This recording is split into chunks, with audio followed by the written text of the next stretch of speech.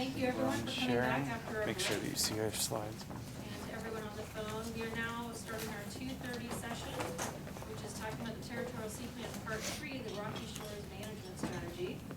We have two speakers with us today, Charlie Flyman from Surfrider and Andy Lanier, who you heard earlier this morning. People would wanted to comment, Andy, that your voice is very soothing, so for such comments. Got a second career with NPR. Right. You could be reading Amazon books to us. All right, so here we're going to learn about, this session's going to be a little bit different because we're not going to go through and read part 3 to you, but instead we're going to give a short background and about the strategy, a reminder of current activities that are happening to update the strategy, and then spend the majority of the session really talking about the work group timeline and some next steps. So with that, I'm going to turn it over to Charlie with the reminder to speak very much into your mic. Thank you, Gina. Okay, like Gina said, I'm going to do a quick recap of the Part 3 itself and what we've been doing, mainly the public scoping and what we've kind of heard back from that. And then I've got a few discussion points for us to kind of spend a little bit of time talking about, and we'll jump into that as we go. So, And to be clear, have you guys pre-shared your presentation? Like, is it something we have that went around? oh, you do not have this presentation. I'm a little tardy on getting my presentation done. I get lunch, so you don't you don't have a presentation. The only thing we will be looking at is, for one of our discussion points, is this timeline and sort of process for Part 3. That is in your handouts. That is in your handouts, yes. Quick reminder slide on what is the TSP. I think we can skip this because we've been through this today pretty well, but Part 3 in itself is about our Rocky Shores. So it has recommendations, enforceable policies, and really coordinates the actions of state authorities, programs, with that of federal consistency for our TSP for Rocky Shores. So, next slide here. So it was originally adopted in 1994. It did have a amendment in 2001 for Cape Arago. And why are we here? Why are we amending this part of the plan? Chiefly because we were asked to. If you'll remember, Part 1 of the Territorial Sea Plan, Section F, says that we amend the Territorial Sea Plan upon written request, and we did have a written request. We also decided that this was going to be a priority for OPAC, so OPAC itself sort of self-identified that this was going to be a priority to update this section. A lot's happened since 1994 with respect to our resources, our data, and the types of science and information, and even the issues that we see on our coast have changed quite significantly.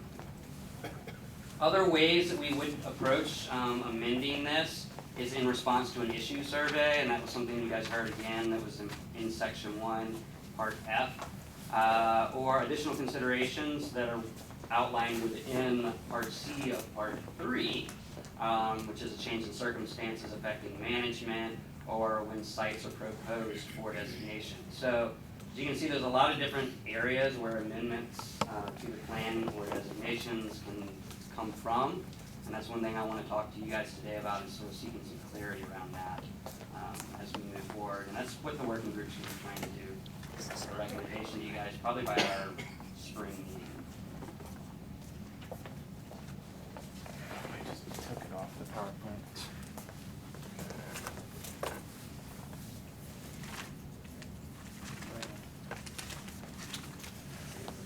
So, a quick look at where we're at in the process. It's hard to read, I apologize. We're kind of winding down, or pretty much complete with our public scoping period. I'll quickly review what we did with that. I'm not going to go into great detail. That's what we spent a lot of our time at the last meeting going over, is that survey, our questionnaires, and the issues work. So that's sort of winding down. We're now in this data call period, so we've requested for data from various different entities. We'll be having science and expert workshops coming into the fall that will further sort of help define the scope of information and the scope of the amendment to be defined by the working group itself. So we're wrestling through some sections right now that really just set the stage and the framework for how designations come about.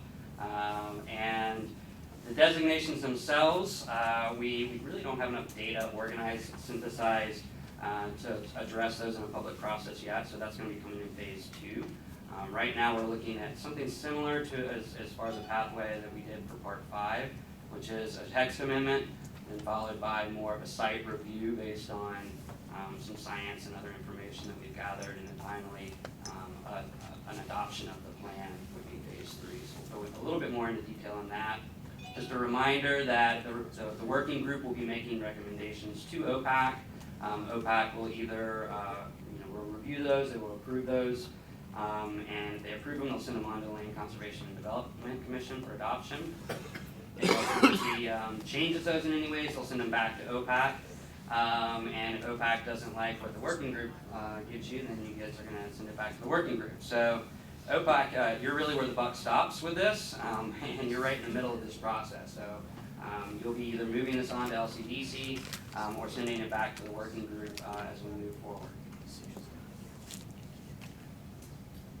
I'm going to let Andy speak to this a little bit. We have a variety of different stakeholder groups represented with respect to types of uses.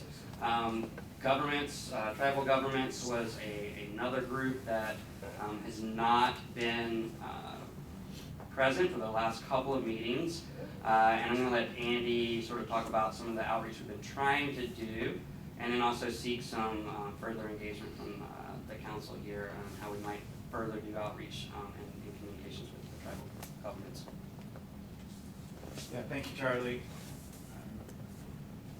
So we have made an effort as a state agency to reach out to our coastal tribes in particular, and this is on behalf of not only the governor's office but other agencies represented by the state. And we have invited basic participation on our working group from tribal members. We did have one individual who was selected the last time we brought a suite of candidates to you, and that was a woman named Laura Brown. She has since taken another position and is no longer working for the tribe, and therefore is no longer can represent them on our working group. So our working group does not have a tribal participant or voice currently. In response to that, we did communicate with Megan Fleer, the tribal member on OPAC. She is listening, or was listening earlier to our discussions today. She had recommendations again that we reach back out to the tribal governments up and down the coast to try and get a replacement member for their participation on the working group. I'm not sure about the success of that endeavor given different capacities within our coastal tribes to participate. But Megan is still paying attention to what we're doing, even though she's gone back to school herself. So she's got a diverse workload on her plate. But we do take this duty seriously.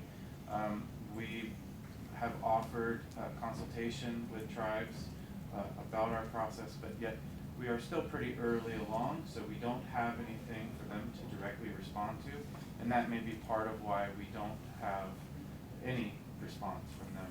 But we are continuing to try and fill that seat, and we'll do so until further notice.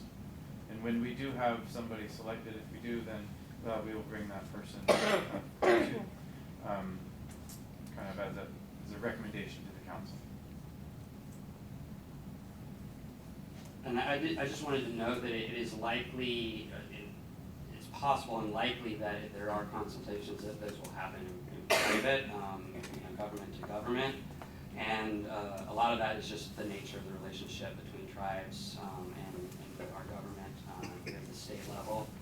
But also with respect to cultural resources, which are really important to the tribes, and they may not want that information publicly available or part of an inventory that's available to the public. So for a number of cultural reasons as well, it's important that may happen, that consultation may happen in private.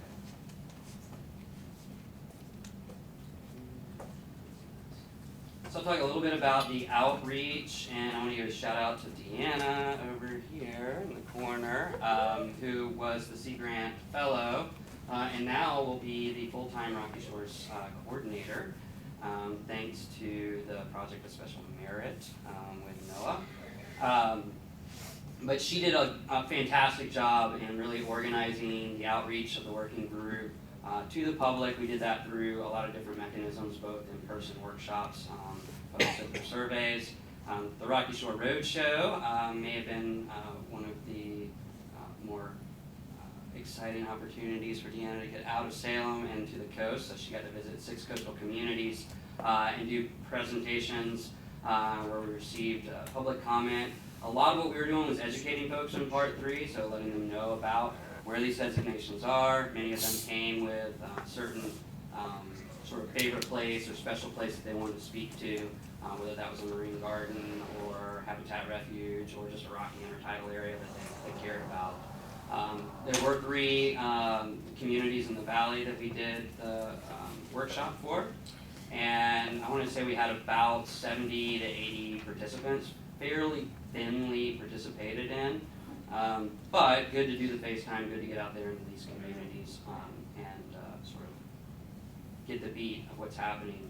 Another project that Deanna worked on was developing this Territorial Sea Plan story map for the Rocky Shores, which is a really great resource. So some of you guys may be familiar with how these special places might appear like in a regulation book, which would be in a map in the back of a sport fish regulation book, or maybe as it appears in the conservation or nearshore strategy, which is okay, but this is really interactive and great. It allows you to look at each site, the designation, descriptions, and look at that through zooming in through the sort of Google Earth feature. So you can really scroll through both what the process is doing, but also all the sites up and down the coast. And you can even see the sites that are identified but not yet designated. The one thing that you may notice on these is they're not polygons, they're sort of just boxes, because we don't have exact points in there yet, and that may be something that we're going to be doing here as part of the habitat mapping and inventory process moving forward. But this is a fantastic resource. I encourage you to share this with folks that are curious about the different rocky intertidal areas and their designations along our coast. It's a great way to just sort of fly through our coast. Other outreach efforts, we developed postcards, social media posts. There was a needs questionnaire, an issues questionnaire. We had developed a TSP comments email address, and right now we're sort of still going through this data call period, trying to collect and bring together data from various sources to inform the habitat mapping and other processes. So really a great effort here. The questionnaires, I think over 500-600 altogether. A pretty good effort of individuals, and we'll go through a quick summary of what we heard back from folks about these places. So just generally speaking, these were the themes that we heard from public scoping. Access, number 1, really important. Oregonians care about accessing these areas. They don't want to be told they can't go there. They really care about stewardship, conservation of these areas, but they want to be able to visit, they want to be able to be there, and they want to be able to access these areas. So that was the most important thing that we heard as far as the value of individuals for the Rocky Shores. Education and research were sort of the second tier of importance that we heard back in general themes. So these areas are really important for people for educational reasons. These areas are really important for people for the scientific community, for research and for learning. So both advanced learning and academic learning, doing projects and work like the intertidal ocean acidification monitoring, to even elementary age kids learning and seeing the sea star for the first time and what sort of adaptations make the animals what they are in the intertidal area. Another big area that we heard was consistency and clarity. So we have habitat refuges, wildlife refuges, we have marine gardens. There's a suite of different layers or names that we've provided, and those are confusing to the public a little bit, and they would like to see a little more consistency or at least clarity in what those areas mean and what those names mean, what you can and what you can't do there. Another big theme, final theme that we heard was resiliency and changing ocean conditions will impact these areas, and these areas are important to protect and to look at and to understand based on these sort of ideas of resiliency and changing ocean conditions. Things that we've heard from today on ocean acidification, hypoxia, and understanding how biodiverse ecosystems may be more resilient or may not be resilient to such changing ocean conditions. We asked folks in the survey, generally what do they do in the Rocky Intertidal area? Not surprisingly, the majority of what we heard back from individuals was non-consumptive activities like tide pooling, educational trips, wildlife viewing. There are people that do fish, and we did hear people that hear from folks that participate in consumptive activities. They just didn't dominate the number of individuals that participated in this survey. Most of the folks that participated in the survey indicated these sort of more non-consumptive activities. Agate collecting was probably the biggest consumptive activity that I saw pop out on this list, or collection of driftwood or other seashells and beachcombing was another big one. Otherwise, we saw a lot of other things like tide pooling and education. We asked folks about their knowledge of the Rocky Shore. So, what do you understand and what don't you understand?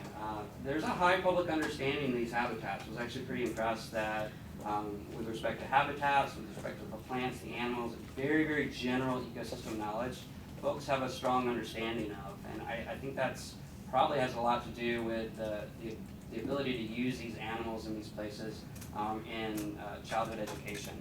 It's a really easy thing to teach about, and they make for great subjects. And so I think that's one of the reasons why we have high public understanding there. We had a lot lower public understanding in the differences between the sites. So what is the difference between, say, a research reserve and a habitat refuge? And people were like, I don't know. They didn't quite understand the differences between those things. And connectivity of sites. Folks didn't understand, why or what reason, or if there was a rhyme or reason behind any connectivity between sites and if these sites were connected in any way.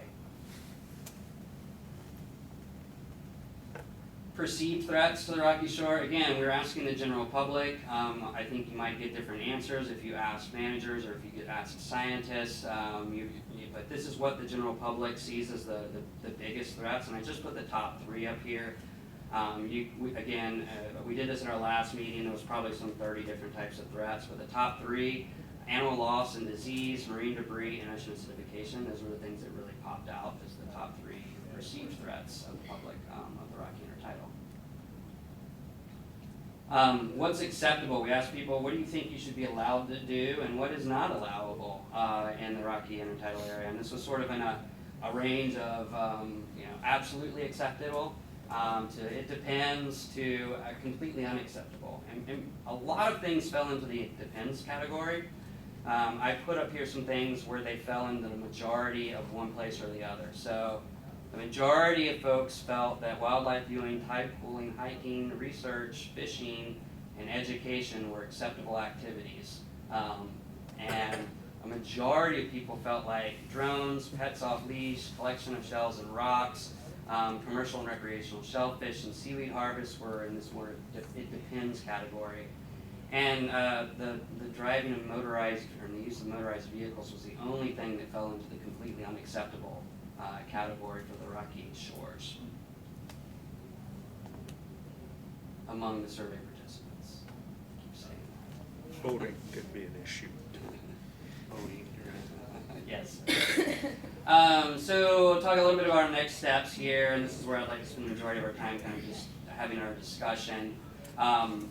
We'll go into, on the next slide, this 3-phase process that I mentioned.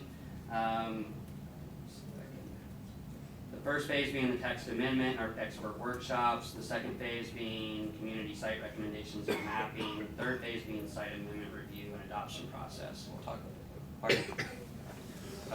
a little bit more about that on the next slide. But I just want to put these sort of areas in your head as key areas to be thinking about. This is what our working group is really pondering on. These are the areas where we're going to spend maybe an individual meeting discussing some of these topics. and will be things for you guys to be making decisions and informing us on, probably by the spring meeting. So we'll probably, hopefully have another meeting between now and spring where we can introduce some sort of concepts to you guys to address some of these issues. And hopefully you guys will have some time to review that by spring and make a full recommendation to us. Oops. General organization of framework. And we have, again, an old document here, and we're going back into this, looking at the overall framework. We may be adding some sections. We may be moving some things around to make them make better sense. We have a lot of areas that are designated as not yet designated. You can understand why that might be confusing to some people. Not yet designated is a type of designation. And like offshore rocks and reefs fit into that category. So what does that mean? Do they belong in the same place where we're actually naming things and designating things? So we've been hung up in this area. We're probably going to have a full day dedicated to offshore rocks and reefs and trying to understand how do we reorganize this, or where does this fit into Part 3, or does it potentially fit into another part of the Territorial Sea Plan that we've yet to identify. Amendment criteria. I'll get a little bit more into this and we'll have some discussion on this, but again, right now it describes amending this plan. Amending sites is described in a lot of different places. It's described in statute, it's described in Part 1, it's described in Part 3. We need one clean space where it's defined and spelled out. If you're going to add, delete, or change anything to any of these sites, how does that happen? And what are the criteria for that? So that's going to be another area that we're going to spend a considerable amount of time on. Attached to that amendment criteria is a community process. So nothing is going to happen willy-nilly as far as we want to just, make a designation or just delete a designation. It has to have some sort of a community process behind it. That's already defined within the plan. But it's not, the community process itself isn't defined. It just said it shall use a community process. So we need to define what that looks like. Ongoing review and reports to OPAC.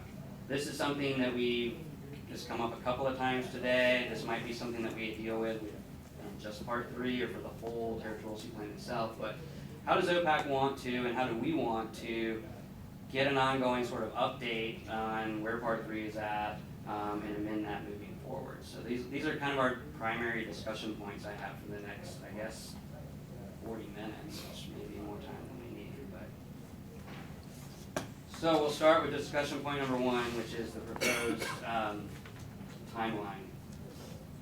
Maybe I'll just pause and see if anybody has any questions up to this point. Did any of that make any sense to anybody? Yes. Okay, that's a good sign. Some head nodding.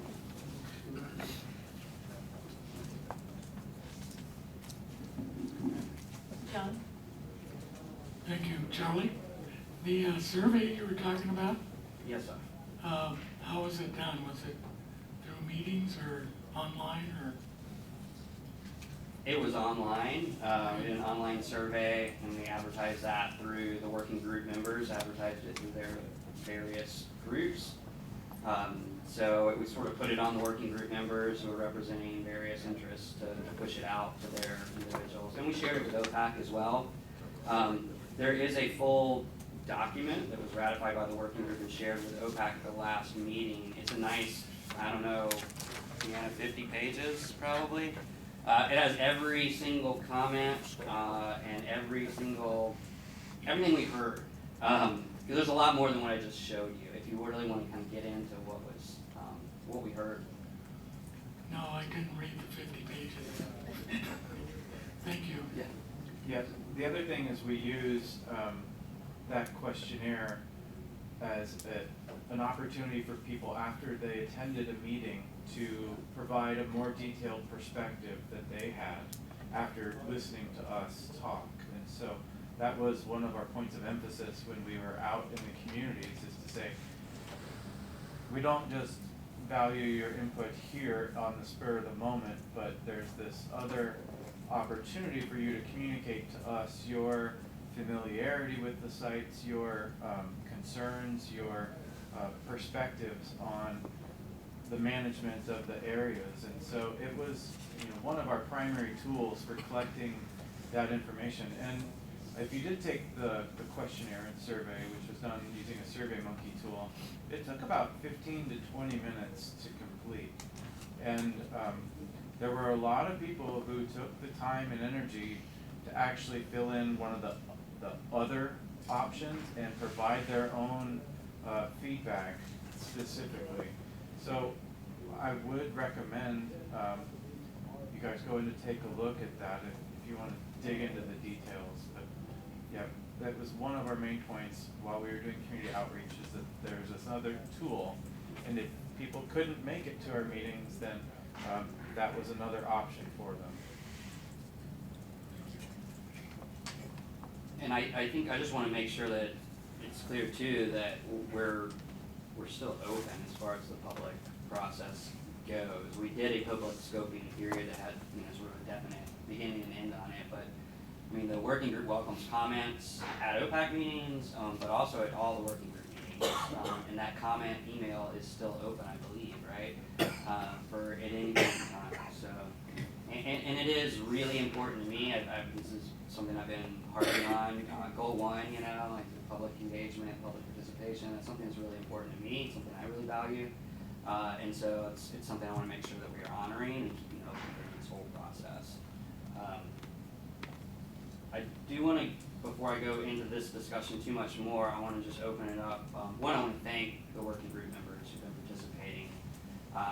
Walter, Chuck, Melissa, Lauren, Chris, Andy, Laurel, got Melissa, me. I'm not sure if anybody on the phone, if we have anybody on the call that's on there, but thank you guys for all of your work. This has been, I believe we've had at least 5 or 6 meetings since our last OPAC meeting. But I want to give them the opportunity to chime in if I've missed anything as far as where we've kind of gone and come to. Did you say Dave Fox?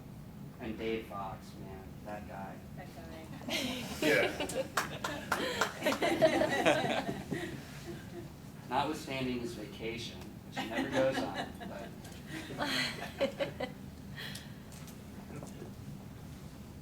Nothing? Alright, it's just me up here. Okay, so discussion point 1 here is our phase process and timeline. I'm just like to get some feedback from folks, your general thoughts on this timeline and how you feel about it. And I'll kind of walk you through this. There's a lot of elements to it. Don't try and read what's up there on the screen, it's impossible. Use the document that's in front of you. We've come up with several different versions of this, none of them really easy to look at. This is the easiest. So phase, what we decided to do, because originally I think we imagined that this process might just look like what phase 1 is. Yet resources have been provided to the state through the NOAA grant, and also other interests have arisen during the public scoping period.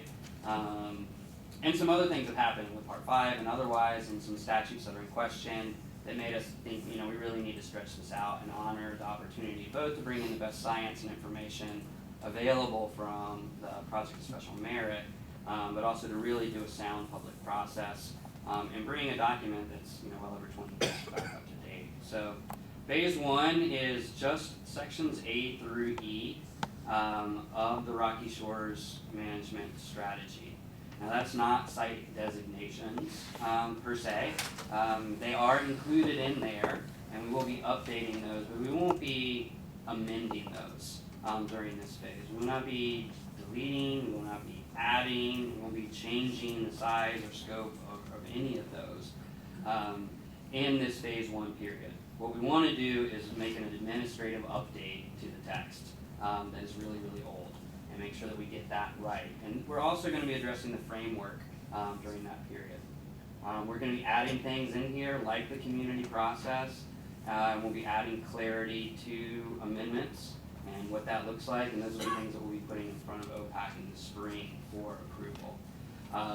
So the other big piece of this, you'll see what looks like in green, is a project that Surfrider is going to be working on, where we wrote a grant to support the working group in developing communications and messaging around the initial public scoping that we heard. So what we heard out of that initial public scoping, we'd like to go ahead and do what we can to address some of those concerns or issues of interest through just educational campaign. And so the goal is to have a subgroup of the working group that's going to be working on a communication strategy with the travel industry, because a lot of what we heard was based on visitors from far away, not knowing, not understanding, or needing to be more aware of whether it's a safety concern or whether it's a natural resource concern. So that's going to be another project that's going to be happening within this phase 1. Expert workshops will begin during phase 1. And Andy, I'll let you talk a little bit more about that since the project of special merit is really under your domain. Yeah, thanks, Charlie. So one of the things that OPAC has valued in the past has been feedback from external scientific advisors. We do have a scientific and technical advisory committee that we've charged in the past with helping us to evaluate our data and information that's used for making decisions. And so liking that model and thinking that may need to happen again, we envision that there would be a couple of workshops, one focused on kind of natural resource characterization of these sites, and the other is based upon kind of the human use and characterization of the human use of these locations. And so one of our goals is to structure 2 workshops that can help to review the data and information that we have and provide us with a sense of confidence that we could move forward with these data products as kind of a benchmark to go from. So that's the idea of expert workshops. Charlie, can I ask a clarifying question? Yes, ma'am. So I understand the dots and the stars at the top, like OPAC meeting, commission meeting. What's the difference in the Gantt chart between blue, green, orange, red, gray? That's the part of the legend that got cut off in the spreadsheet. Is it just who's the lead? I told you, Deanna, somebody's mad. Sorry, it's a big Is it spreadsheet. just who's the lead? Pardon? Is it who's the lead? or- Yeah, I'll give you a quick rundown of that. So the blue sort of represents the working group meetings and working group tasks. The green represents that communications project, that special grant that we got to help. The red represents the components of the project of special merit. And then the orange, not my favorite, but it represents public process. Orange is really all the way through this, and so it kind of looks scattered in here, but really the whole thing should have an orange bar straight across it because it's all open. But those are discrete public comment periods that are sort of mandated to be structured as public comment periods. Thank you. Yeah, the other thing I would note about the specific timelines chosen, a lot of these are to reflect what was our best guess at when grant products and or deliverables would be due. So given that those are somewhat flexible, we should interpret this as just guidelines rather than rules. I think there will be some flexibility in this structure generally overall.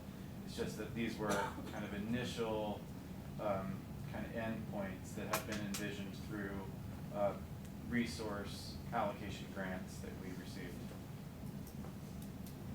In terms of facilitating this session, do you want to go through all your discussion points or pause here and take questions? Yeah, I'm not quite through this one, but yeah, I do want to pause here and take questions, so we can just do it that way, and yeah, that'll be the best way to do it. So this first phase, again, idea, this amendment, hopefully we want to have some success. We want to have the OPAC get through something here on this, and the working group get through something. It's likely we're going to have some working group fatigue by this time too. There's individuals like Scott McMullen who I'm like, we drug everything we can out of Scott over so many years, and I think he's like, I can give you so much time on the working group before I'm done. So well, there may be some individuals phasing out of the working group at that time, and there may be individuals phasing on. I'd love to hear some feedback from OPAC or others about how that might work, because it is kind of a critical junction between a text adoption and then maybe a community process. And we don't want people joining just for the community process. I think Walter had brought up some concerns around that. So the short is, text adoption, hopefully we'll have some success here by our spring meeting, something for you guys to approve, and we'll have some back and forth between now and then to get your best direction on what the working group should be considering. Phase 2 is this nebulous, what we do understand is the project of special merit that's going to be happening this time. So this is the habitat mapping, and this is the best available science to inform any amendments that would happen to site designations.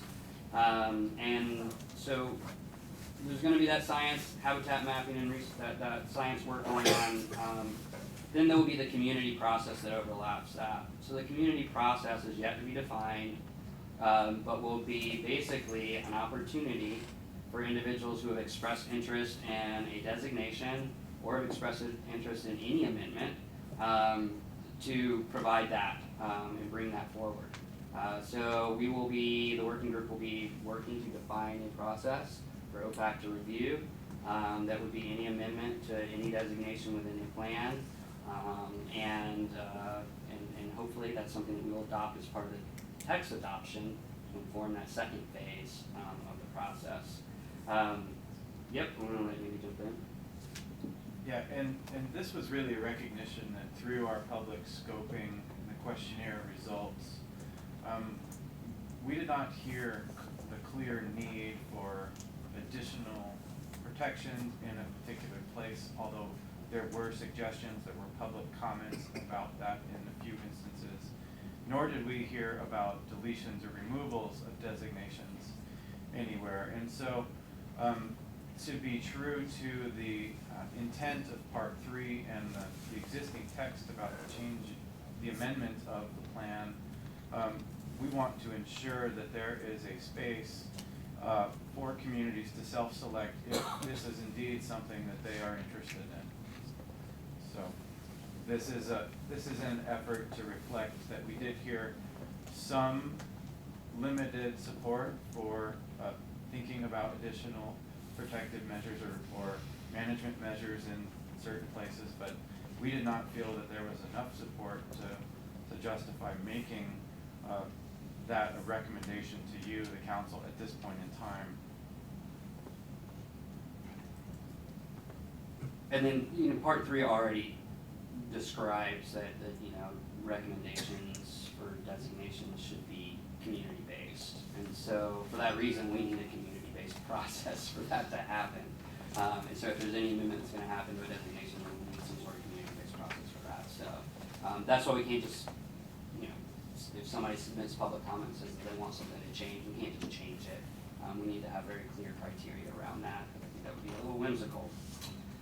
The last phase of the process is, reviewing the draft recommendations, and all of that is, going to be at the OPAC and LCDC level. So that's OPAC adopting, reviewing, and then making a final recommendation to LCDC. That's that last arrow that we saw in the process there, where hopefully we have a nice updated Part 3 that we can give to LCDC. I do want to point out there's 2 points here where we're going to intersect with LCDC on adopting an amendment, and one is the update of the text in phase 1. So that's just the text update. If we go through this community process, and we may go through the community process and there's no changes to any of the designations. We may get through it and there's a lot of changes. I don't know. I'm guessing there's not going to be a lot. So I'm hoping that this phase 3 might not be too painful. I don't think we'll go back and forth with LCDC a lot on this, but I think it'll be pretty discreet based on the public scoping that we have done. But I'm not going to borrow any trouble. So let's open this up for discussion. Just generally the 3-phase process. How do folks feel about this? It is an extended timeline, and I do worry about working group fatigue. But I think it's necessary based on the resources and opportunities that we have with this project of special care. Alright, so we have an opportunity for discussion here on this timeline and breaking the process into 3 different phases with some wiggle room built into the timing. This is just a draft. Any comments or questions? Pat? It's not on the timeline, it's something I had a question. Sorry.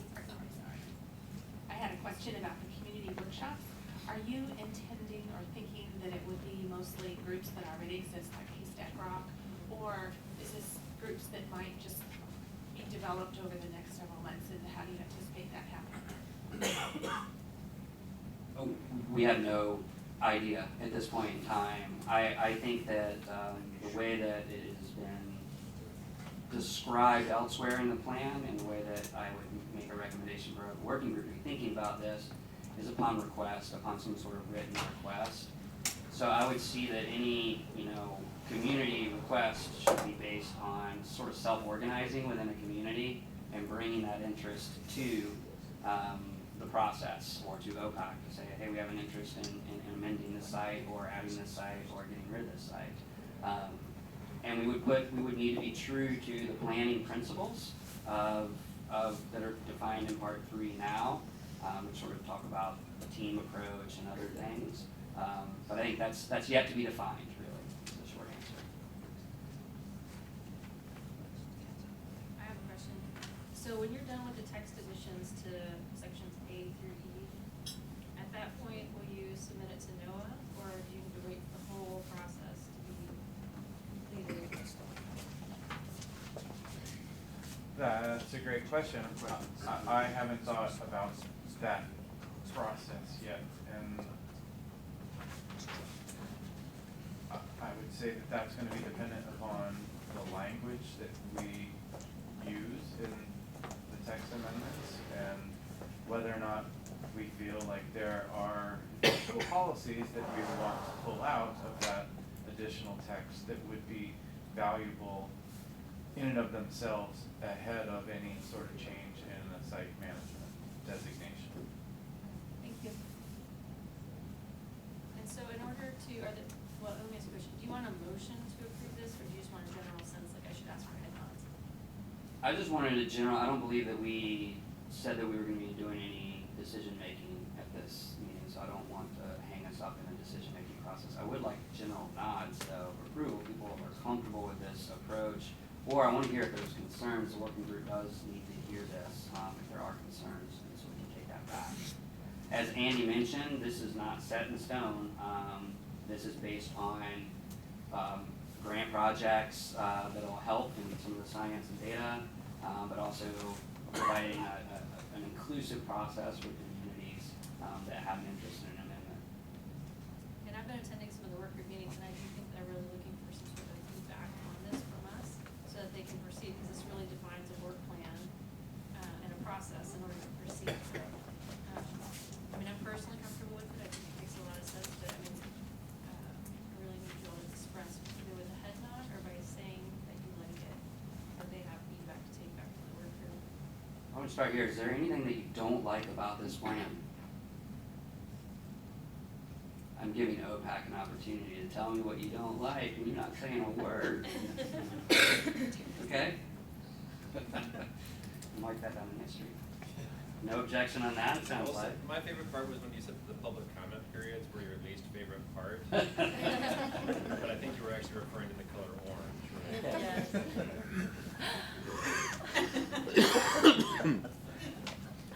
All right, well, I guess I'll take that as we're generally okay with this. If you have any recommendations, feel free to shoot them our way or to any of the individual working group members.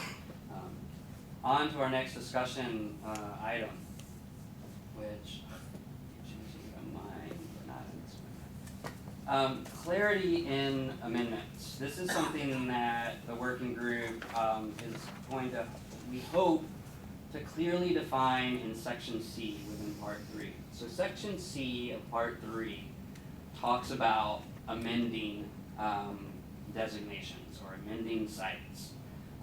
But also, part 1, section F.2 talks about amending the territorial C plan.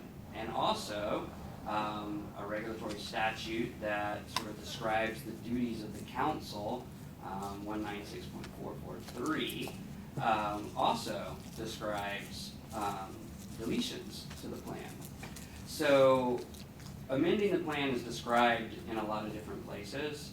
None of them really conflict, but none of them make it clear. They all kind of talk about one type of amendment or another. So what we'd like to do, what the working group has been working on, is trying to take section C, updating that, so that it clearly says and reflects what part 1, section F.2, and what the regulatory statute says. The reason this is really important is because some of you guys may have remembered, if you've been around for a while, David Allen has brought this regulatory statute up many times over. The regulatory statute as it defines the duties of the council and potential deletions to the territorial C plan. To me, and I don't want to speak for all of our working group members, but at least to me and the other individuals that I've spoken with, it is really silly and confusing to have amendments to these sites living in a lot of different places. And if this is the section that is describing these sites, and this is the section that describes amending these sites, then we should seek clarity in putting all of that together. Walter, Melissa, Andy, others have anything to add to that before I kind of remind people what part 1, section F.2 says, and what we're doing with section C. I have nothing to add. Walter? They don't have anything to add, they'll shake their head no. Okay, so section C, I wish I could pull it up and I don't have it on me right now, but section C defines amendment criteria, and right now in section C there's just a few criteria. And it's like, if somebody wants to propose a designation, that's when the council will consider an amendment. It doesn't say like how that should come to the council, or if there should be a community process, or so we're going to build this section out, and it's going to be a lot more robust. The 3 things that it originally said was in response to a more detailed site or study analysis is when the site should be changed. When sites identified as not yet designated in the plan are proposed for management designation, or when a change in circumstances affecting the site requires management practices that are different from or can no longer be conformed to the management designation in this plan. So those are the sort of 3 rationales for, but there's also, section F.2 that says if anybody asks upon any written request, and then there's a statute that says, on occasion, OPAC should, consider deletions to the territorial C plan and make those recommendations to the Land Conservation and Development Commission. So we really need to marry all of this together and define one single place where it lives. And so that's where we're at now. I'm not comfortable sharing the 5 points with you right yet because our working group has not cleared these. We've all kind of commented on these. But right now we have kind of 5 basic criteria that we're looking at that would sort of trigger the work of OPAC to consider an amendment. And then it also will reference another section which will define the community process. So I'm going to pause there. I know that might have been a lot to chew on. It was a lot for me to think about. But this is really important to me. It's really important particularly because I heard a lot of concern or interest over the interpretation of the statute. And so I think we need to just make sure we interpret the statute clearly for ourselves, and we approve that. And then if we need to get further counsel's interpretation of the statute, we can do that as well. But at least we know what we believe the statute means, and we all together agree and buy in on what we believe it means before we potentially get into a conflict with what council or otherwise might say that it means. So to clarify, are you, this seems more like just informative. Are you asking for any advice in a particular question, or are you just saying that the working definition, and are we comfortable, I think I wanna know, is this an uncomfortable approach? Or do you guys see an alternative approach to addressing amending site designations? Somewhere else in the Territorial C plan or through some other avenue other than how we've described here? Karen?